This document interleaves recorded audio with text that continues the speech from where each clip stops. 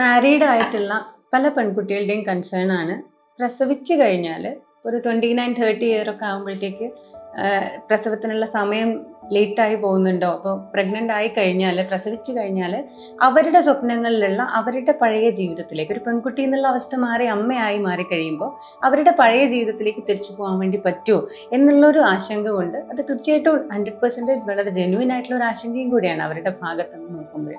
അപ്പോൾ ഈ ഒരു കാരണം കൊണ്ട് പ്രഗ്നൻസിയുടെ കാര്യങ്ങൾ സംസാരിക്കുന്ന സമയത്ത് വലിയ ആശങ്ക പ്രകടിപ്പിക്കുന്ന കുട്ടികളുണ്ട്, പെൺകുട്ടികളുണ്ട്. അപ്പം എനിക്ക് പറയാനുള്ള എന്താ വെച്ച് കഴിഞ്ഞാൽ, നമ്മുടെ ആയുർവേദത്തിൽ പറഞ്ഞിട്ടുള്ളതെല്ലാം അത് ശരിക്കും ഒരു ട്രീറ്റ്മെൻറ്റ് എന്നുള്ള നിലയിലല്ല, ഒരു ലൈഫ് സ്റ്റൈലായിട്ടാണ്.